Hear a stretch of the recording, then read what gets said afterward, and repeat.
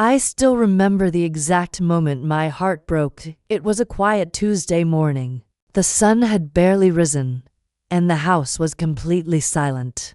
I was sitting at the small wooden table in my kitchen, holding a cup of tea that had already gone cold. At 68 years old, mornings had become my favorite time of the day. The world felt peaceful before everyone else woke up. No noise, no chaos, just silence and memories. But that morning, something felt different. A strange feeling sat heavy in my chest. Like a storm was quietly waiting to arrive. My name is Margaret Collins. I am a retired school teacher, and for most of my life, I believed that kindness and love were the strongest things a person could give. I spent 40 years teaching children how to read, how to write, and most importantly, how to become good human beings. But the greatest lesson of my life was something I learned far too late. It was about trust and how easily it can be broken. For years, my daughter Lily was the center of my world. She was born on a rainy evening in October, and from the moment I held her tiny hand in the hospital, I knew my life would never be the same again. Her father, Daniel, used to joke that Lily had my stubbornness and his curiosity. She was a bright child, always asking questions, always dreaming about big things. When she was 5 years old, she told me she wanted to become a doctor. When she was 10, she wanted to become a lawyer. And when she was 15, she said she wanted to travel the world. No matter what she dreamed about, I supported her. After her father passed away when she was 17, Lily and I became even closer. Losing Daniel was the hardest moment of my life. The house suddenly felt empty. The laughter disappeared, and the future felt uncertain. But Lily gave me a reason to keep moving forward. I worked longer hours at school sometimes. I took extra tutoring jobs in the evenings, not because I had to, but because I wanted Lily to have every opportunity I never had. College was expensive, but I didn't care. I sold Daniel's old car. I used most of our savings.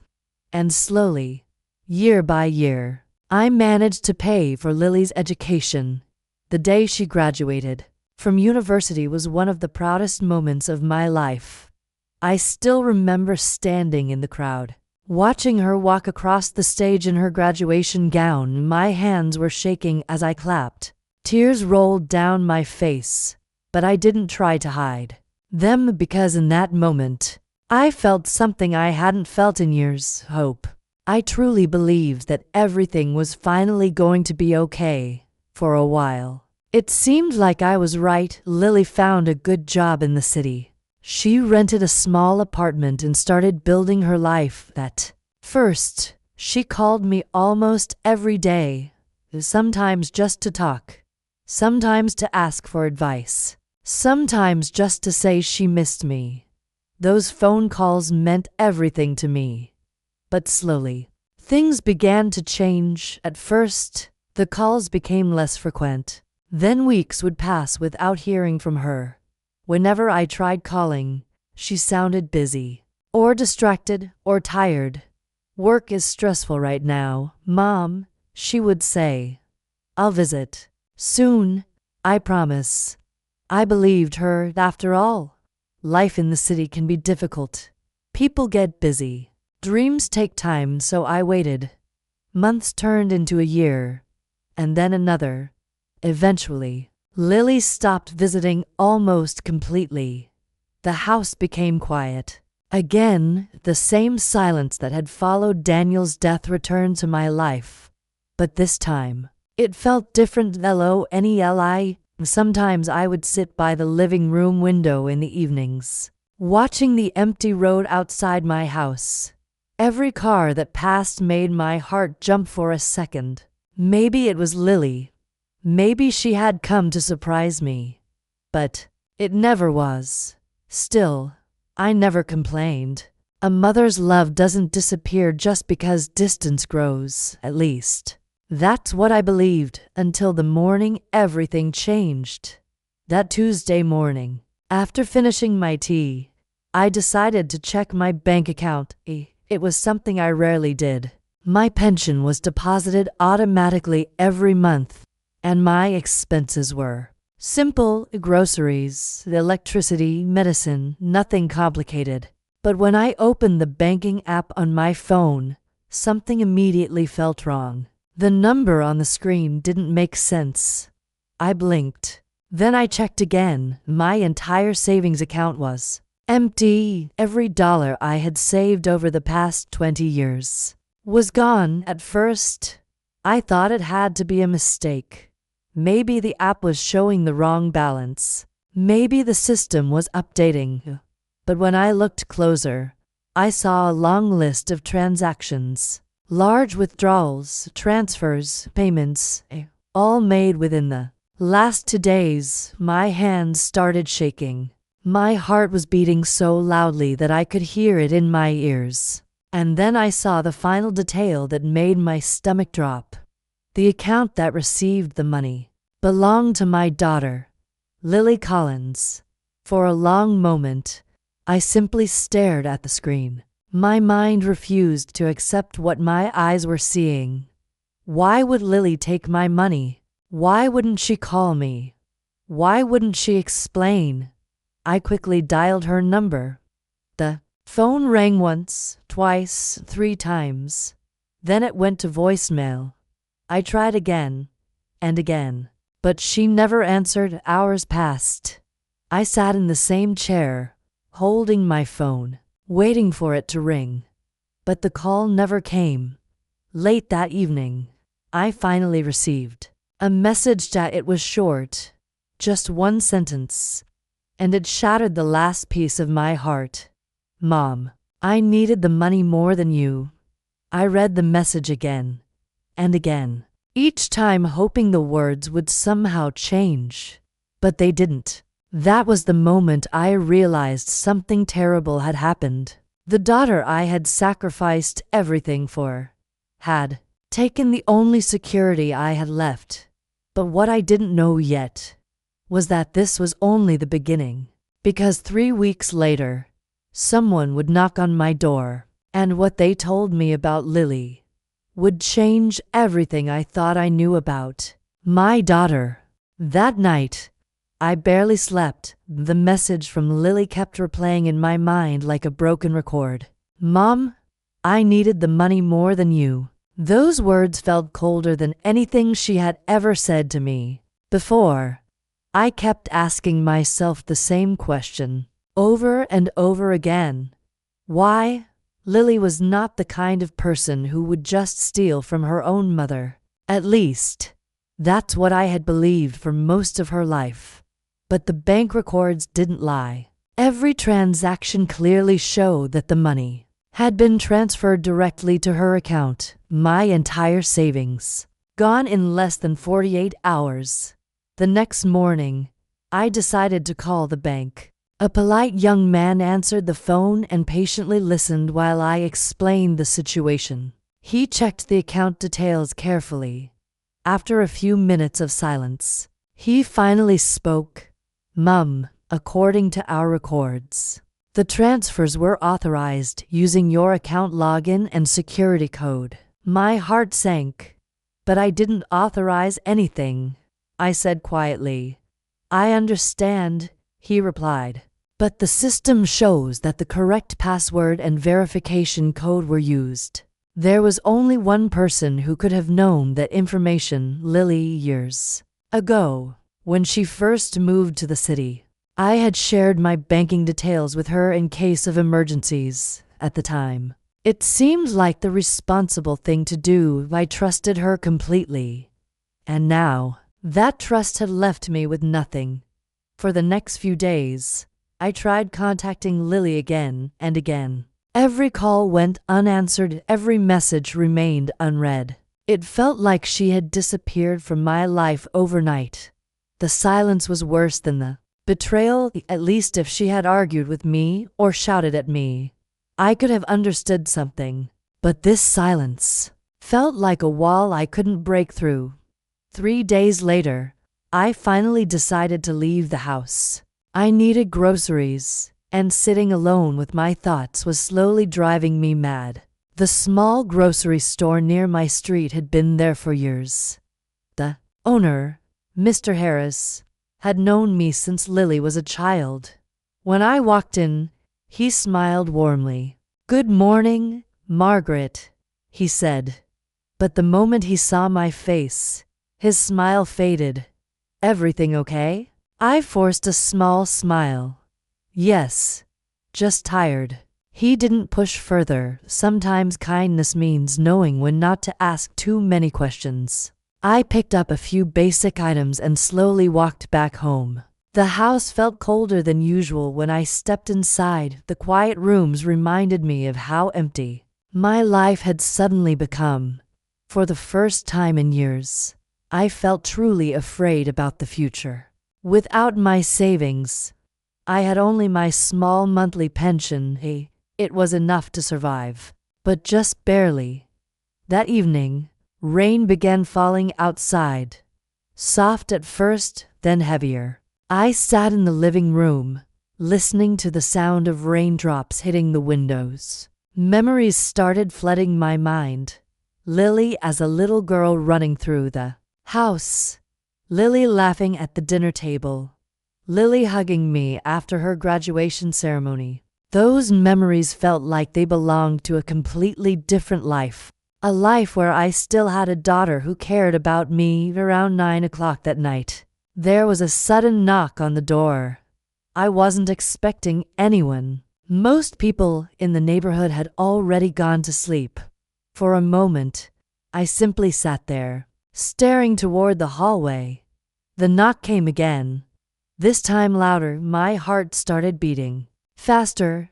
Slowly, I stood up and walked toward the door. When I opened it, a young man was standing outside. He looked to be in his late 20s. His dark hair was soaked from the rain, and his expression seemed nervous. "Are you Margaret Collins?" he asked. His voice was hesitant. "Yes," I replied carefully. "Who are you?" He looked around quickly, as if making sure no one else was nearby. "My name is David," he said. "I think we need to talk about your daughter." The moment he mentioned Lily's name, my chest tightened. "What about her?" I asked. He hesitated. Then he spoke words that made the ground feel like it shifted beneath my feet. "Your daughter is in serious trouble." For a second, I couldn't breathe. "What do you mean?" David looked uncomfortable. "Can I come inside?" he asked quietly, reluctantly. I stepped aside and allowed him to enter. The water dripped from his jacket as he walked into the living room. I gestured for him to sit down, but he remained standing. "I don't have much time," he said, but I thought, "You deserved to know the truth." My hands were trembling. "What truth?" He took a deep breath before answering. "The money your daughter took. She didn't steal it for herself." My mind struggled to process his words. "Then why would she take it?" I asked. David looked down at the floor for a moment before speaking again. "Because someone forced her to." A cold wave of fear ran through my body. "What are you talking about?" He looked directly into my eyes. "Your daughter is being blackmailed." The room suddenly felt smaller. "Blackmailed?" I whispered. "Yes," he said, "and the man behind it is extremely dangerous." My thoughts were racing now. "Who is he?" David shook his head slowly. "That's the problem," he replied. "No one really knows who he is." The rain outside continued pouring heavily against the windows, and in that moment, I realized something terrifying. Maybe Lily hadn't betrayed me after all. Maybe something far worse was happening. But before I could ask another question, David said something that made my heart stop completely. There's something else you need to know. I swallowed nervously. What is it? He hesitated for a moment. Then he said quietly, the man who's blackmailing Lily is looking for you next. For several seconds, the room was completely silent. The only sound was the rain hitting the windows outside. I stared at David, trying to understand what he had just said. The man who's blackmailing Lily is looking for me. My voice sounded weak, almost like it belonged to someone else. David nodded slowly. Yes. My heart began racing. But why would anyone want to blackmail my daughter? I asked. And why would they be interested in me? David ran a hand through his wet hair, clearly nervous. It's complicated, he said. That's not an answer, I replied, my voice suddenly stronger. For the first time since he arrived, he sat down across from me. You deserve the truth, he said quietly. I leaned forward, my hands tightly gripping the edge of the table. Then tell me. David hesitated for a moment before continuing. I met Lily about 4 months ago. Those words immediately caught my attention. You know my daughter personally? Yes, he said. We worked in the same office building. My mind struggled to keep up with everything happening. What kind of work does she do there? She works for a financial consulting company, David explained. That's what she told me too. I said. David nodded.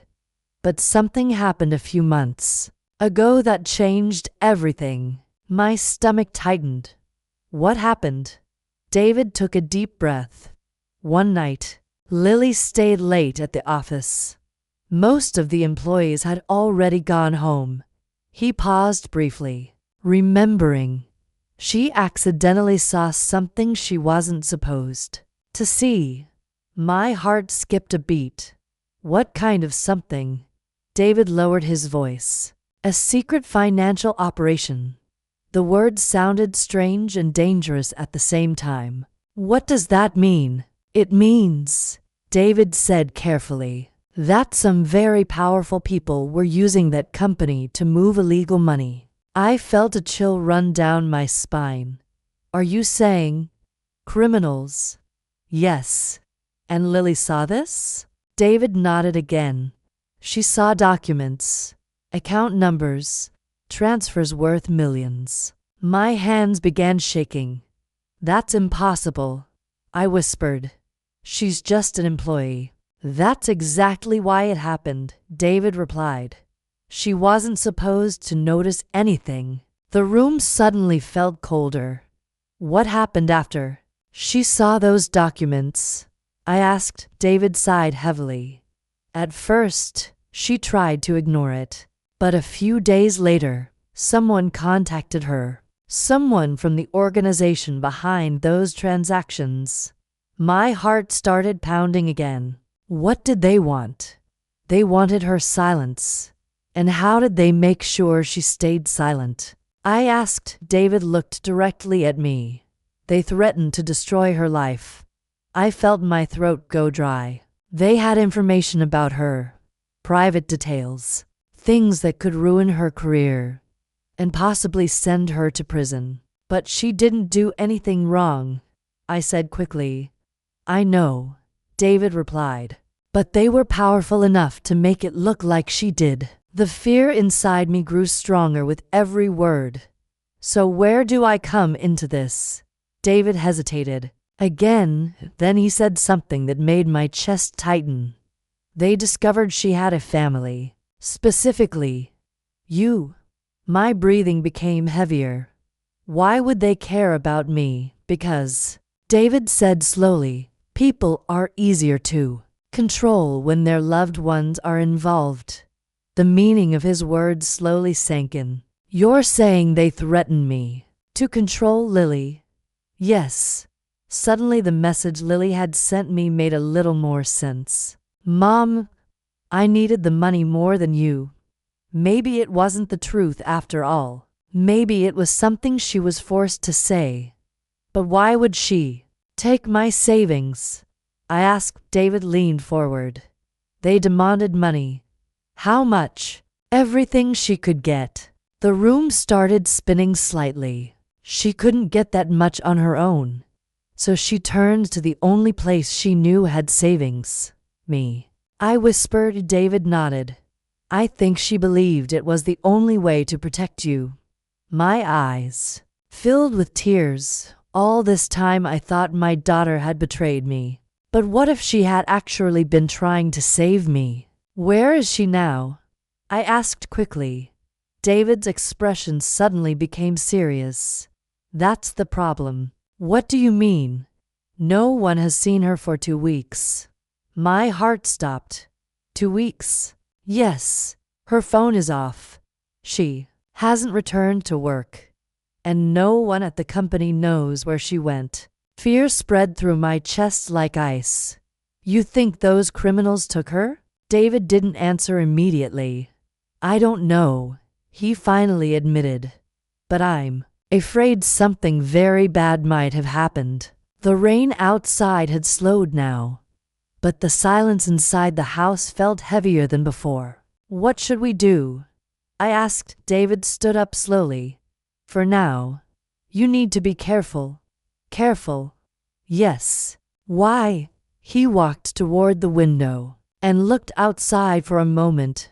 Then he said something that made my blood run cold. Because if those people realize that Lily told anyone the truth, they might come here next. A wave of fear washed over me. But Lily didn't tell me anything. I said, I know, David replied. But they might not know that. Just as he finished speaking, we both heard something outside. A car door slammed. David froze. Instantly.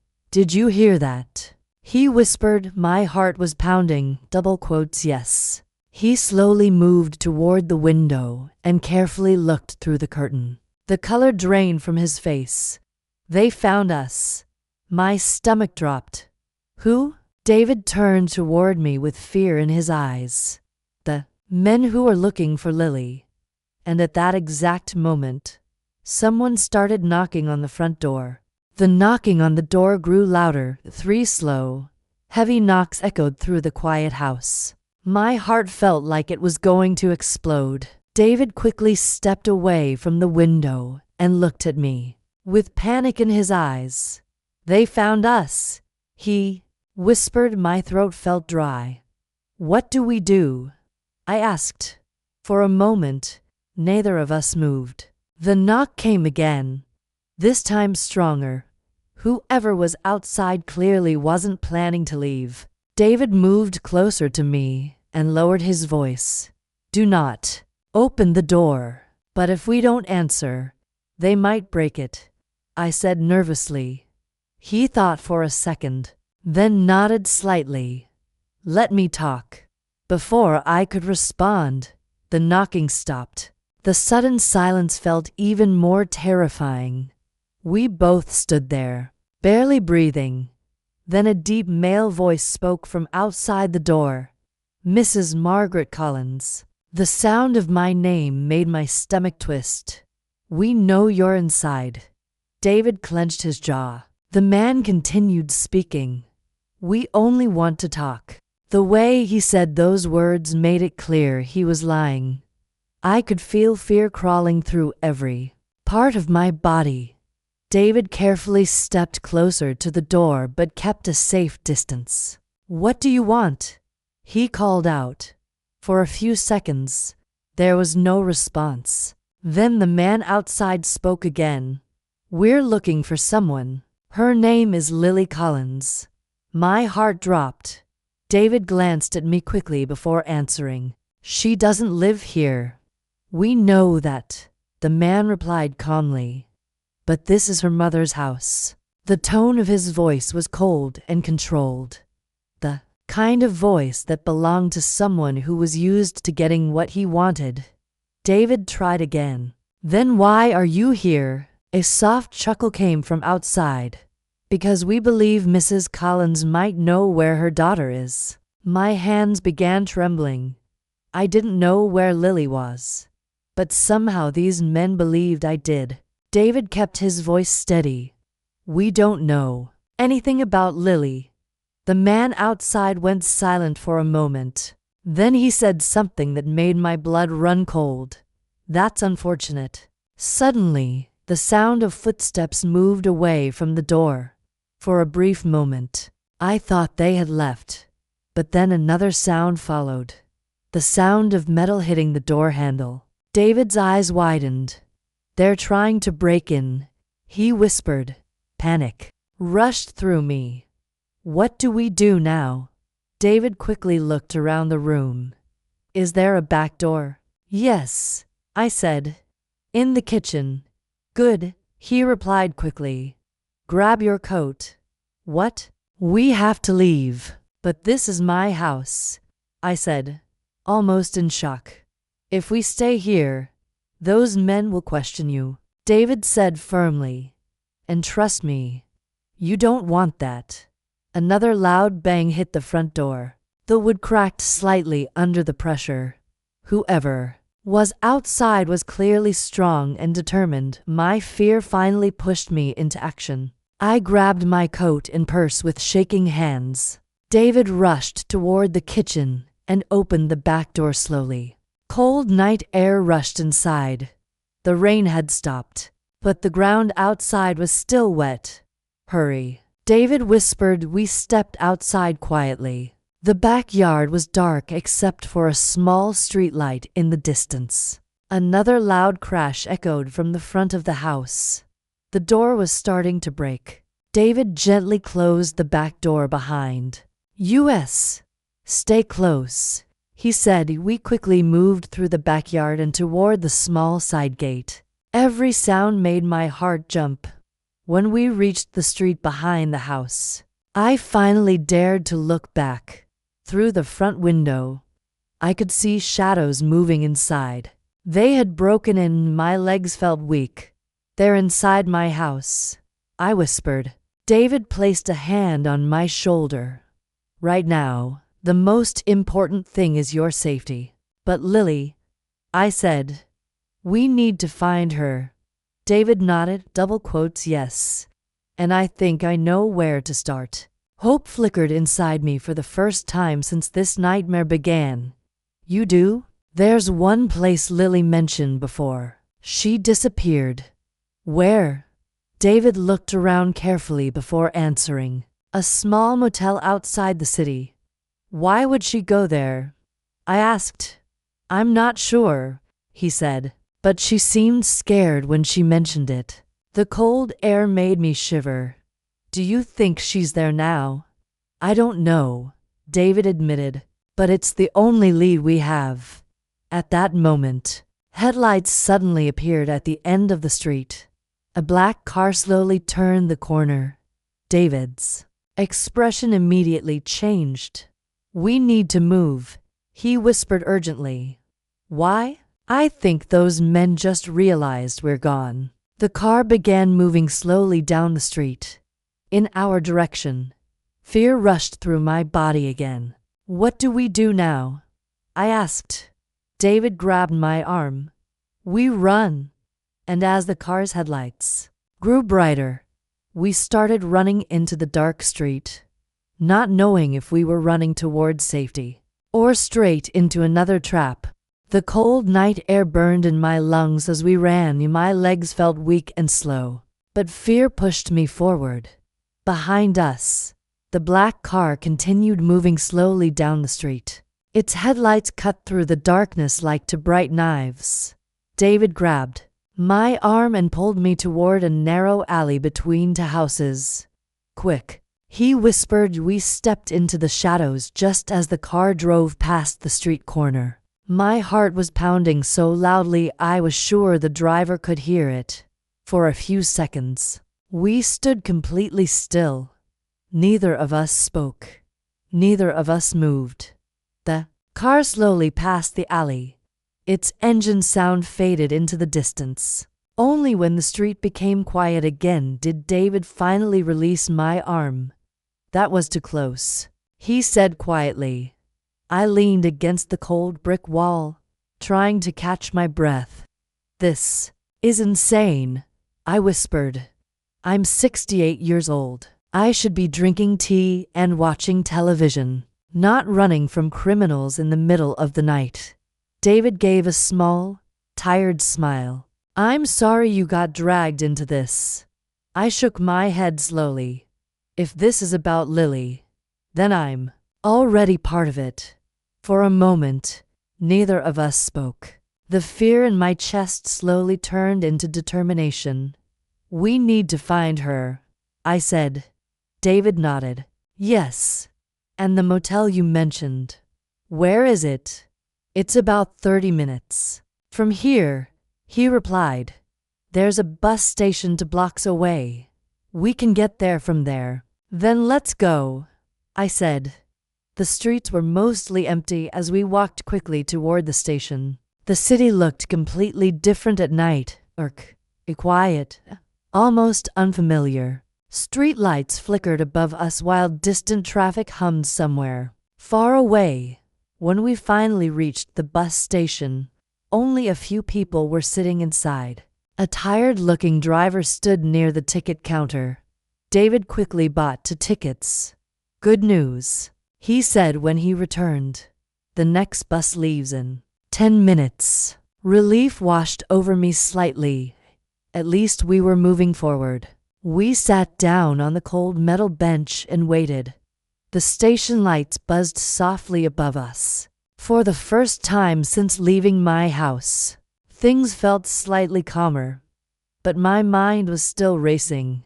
David, I said quietly. Yes? Why are you helping us? He looked surprised by the question. What do you mean? You barely know my daughter, and yet you're risking your safety for her. He looked down at his hands for a moment. Then he spoke softly. Because Lily once helped me. I waited. 2 months ago, he continued, I got into serious trouble at work. What kind of trouble? I accidentally made a mistake on a financial report. A huge mistake. That sounds stressful, I said. It was worse than stressful, he replied. If the company found out, I would have lost my job immediately. So, what happened? Lily discovered the error before anyone else, and she fixed it quietly. My eyes widened slightly. She saved your job. Yes, and she never asked for anything in return. For a moment, the station was silent. Again, that's the kind of person Lily is, I said softly. David nodded. Exactly. A few minutes later, the bus finally arrived. We boarded quickly and took seats near the back. As the bus pulled away from the station, I looked out the window. The city lights slowly faded behind us. The road ahead disappeared into darkness. For the next half hour, neither of us spoke much. The bus moved through empty highways and quiet neighborhoods. My thoughts kept returning to the same question. Where was Lily? And was she still safe? Eventually, the bus stopped near a small roadside area. This is our stop, David said. We stepped off the bus. The air felt colder here. The area was almost completely deserted. A flickering neon sign glowed in the distance. Davis Road Motel. The building looked old and slightly run down. Several rooms lined the small parking lot. Only 2 cars were parked outside. Are you sure this is the place? I asked. David nodded slowly. This is the motel Lily mentioned. We walked toward the small office near the entrance. Inside, an elderly man sat behind the counter watching television. He looked up as we entered. Evening, he said. David stepped forward. We're looking for someone who might have stayed here recently. The man raised an eyebrow. Depends who you're looking for. David pulled out his phone and showed him Lily's picture. The man studied the image carefully. Then his expression suddenly changed. You just missed her. My heart skipped a beat. What do you mean? I asked quickly. She checked out earlier today. Did she say where she was going? David asked. The man shook his head. No, but she did leave something behind. My chest tightened again. What did she leave? The man reached under the counter and pulled out a small envelope. She told me if anyone came looking for her, especially her mother, I should give them this. My hands trembled as I took the envelope. On the front was my name written in Lily's handwriting. Margaret. For a moment, I couldn't move. David looked at me. You should open it. Slowly, I broke the seal. Inside was a short letter and a small photograph. But the moment I saw the photo, a wave of shock ran through my entire body. Because the person standing next to Lily in that picture was someone I recognized. Someone I never expected to see again. Someone from my past. And suddenly, this mystery became far more dangerous than we ever imagined. My hands began shaking as I stared at the photograph. For a moment, I couldn't even speak. David leaned closer. What is it? He asked. I slowly lifted the picture so he could see it. In the photograph, Lily was standing beside a tall man wearing a dark suit. They were standing outside a building that looked like an office complex. At first glance, the photo seemed normal. But the moment I saw the man's face, my heart nearly stopped. That's impossible, I whispered. David looked confused. You know him? My throat felt tight. Yes, I said quietly. I know exactly who he is. David looked back at the photograph carefully. Who is he? I swallowed slowly before answering. That man is Robert Kane. David frowned. And who is Robert Kane? For a few seconds I struggled to say the words. Then I finally spoke. He's the man who destroyed my husband's life. David's eyes widened slightly. What do you mean? I stared down at the photograph again. Memories I had tried to forget for years suddenly rushed back into my mind. 20 years ago, I said slowly, my husband Daniel worked for a financial company. Not the same company Lily works for, but a similar one. David listened carefully. One day, Daniel discovered something illegal happening inside the company. Very similar to what Lily saw. Secret money transfers, hidden accounts, millions of dollars moving through fake businesses. David nodded slowly. And what did your husband do? He reported it, I said.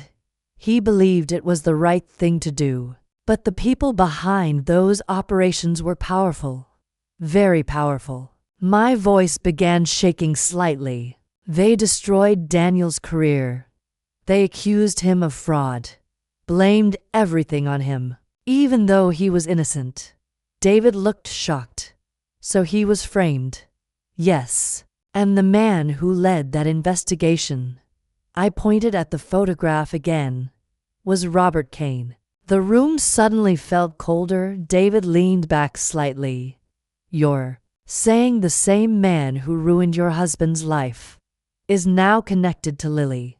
Yes. And if Lily is standing next to him in that picture, that means this situation is much bigger than we thought. David ran his hands through his hair. This doesn't make sense, he said. Why would Lily meet him? I don't know, I admitted. But there's more. I unfolded the small letter that came with the photograph. My eyes scanned the words quickly, then my heart dropped again. What does it say? David asked. I read the letter aloud. Mom, if you're reading this, it means you found the motel. I'm sorry for everything that has happened. I never wanted you to get involved, but I had no choice. David listened carefully as I continued reading.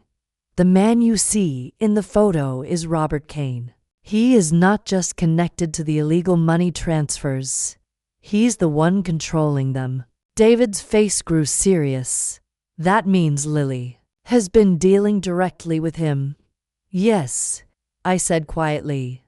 I continued reading. I know what he did to Dad years ago. I found the truth while working at the company, and I realized something terrifying. Dad wasn't the only victim.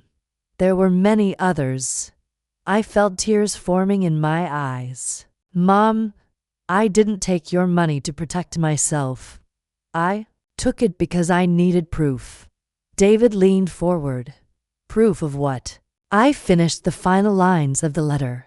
Proof that Robert Kane has been running the same criminal operation for more than 20 years, and I'm going to expose him. Silence filled the motel office. David looked stunned. So Lily isn't running away, he said slowly. No, she's trying to take him down. I nodded.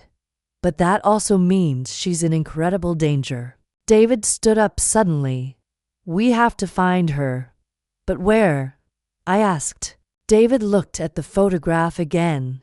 The building behind them. It might be the company headquarters. My heart started racing again. You think she went back there? It's possible. But if Robert Kane suspects what she's doing, he didn't finish the sentence. He didn't need to. We both understood what it meant just then. The motel owner spoke again from behind the counter. There's something else. David and I both turned toward him. What? David asked. The old man pointed toward the photograph. The girl who stayed here. She looked scared. But before she left, she said one strange thing. My chest tightened. What did she say? The old man adjusted his glasses. She said if anyone came looking for her, especially her mother, they should go to the old Riverside warehouse. David's eyes widened. That place has been abandoned for years.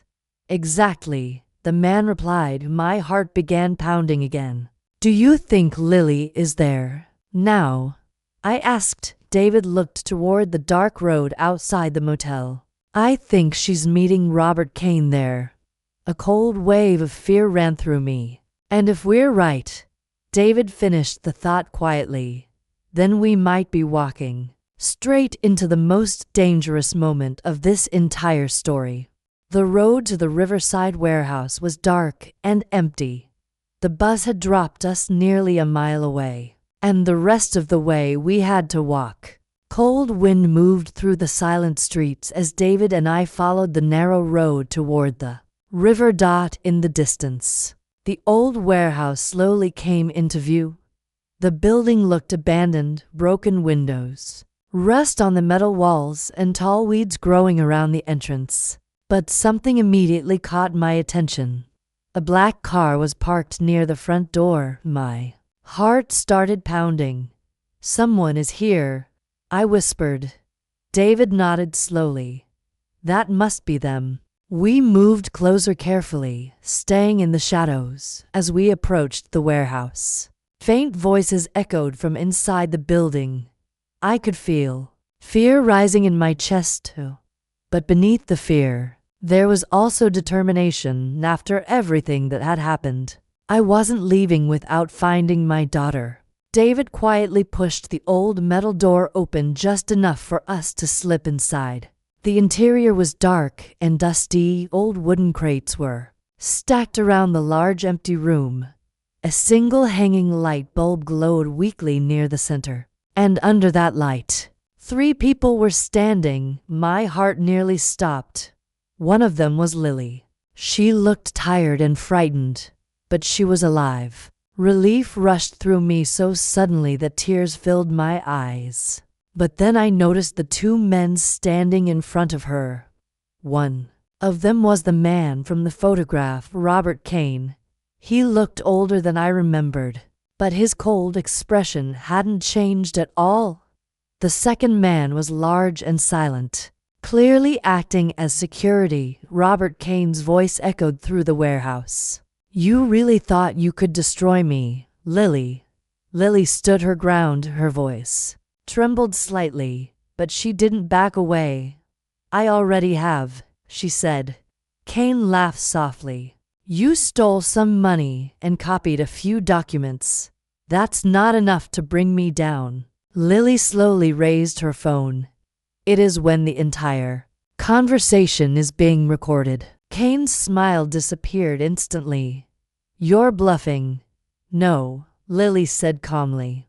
The files I collected are already in safe hands, and if anything happens to me tonight, the truth will be released to the police and the media. Silence filled the warehouse. For the first time, Kane looked uncertain, but only for a moment. Then he gave a small nod to the large man beside him. Take the phone. The guard stepped forward. That was the moment David moved. He stepped out from behind the crates. Stop. Everyone turned toward us. Lily's eyes widened in shock when she saw me. Mom. My heart broke hearing the fear in her voice. I walked toward her slowly. It's okay, I said softly. I'm here. Kane's expression turned dark. Well, this is an unexpected reunion. David stood beside me. The police are already on their way, he said firmly. You're finished. Kane stared at him for a moment. Then suddenly, he started laughing. A deep, bitter laugh that echoed through the empty building. You really believe that? He said. He reached into his coat. For a second, my heart stopped. But instead of a weapon, he pulled out a small remote device. You see, Kane continued calmly, people like me always prepare for every possibility. My stomach twisted. What does that mean? Lily asked. Kane looked around the warehouse. This building isn't as empty as it looks. David's eyes widened. You planted explosives. Kane smiled. If I go down, all of you go down with me. Fear filled the room instantly. But Lily suddenly stepped forward. You're wrong. Kane frowned slightly. What do you mean? Lily held up her phone again. I knew you would try something like this. And that's why I sent the evidence earlier today. She tapped the screen. Within seconds, distant sirens began echoing. Outside, police cars. Many of them. Kane's confident expression finally cracked. You think they'll get here in time? He said. But before he could press the remote, the warehouse doors burst open. Police officers rushed inside. Drop it. One of them shouted. Kane froze. For the first time in his life, he had no escape. Slowly, he lowered the remote. Minutes later, he was in handcuffs. The operation he had hidden for 20 years was finally over as the police led him away. Lily turned toward me. Tears were running down her face. I'm sorry, Mom, she said. I never wanted you to get hurt.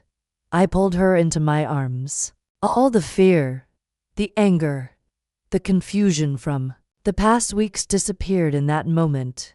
I thought you betrayed me. I whispered. I know, she said quietly, but I had to make him believe that. Outside, the police lights flashed against the dark sky. For the first time in weeks, the nightmare was finally ending. A few days later, the news about Robert Kane spread everywhere. The evidence Lily collected exposed an entire criminal network, and my husband's name was finally cleared. After 20 years, the truth came out. One evening, Lily and I sat together in the small kitchen of my house. The same kitchen where this nightmare had started. You know, she said softly, I never took the money for myself. I smiled gently. I know. She looked at me carefully. You're not angry anymore. I shook my head. No, because sometimes the things that look like betrayal are actually acts of courage. And that was the moment I realized something important. I hadn't lost my daughter after all, in fact. I had just discovered how strong she really was. And this time, we were finally going to face the future together. Asterisk.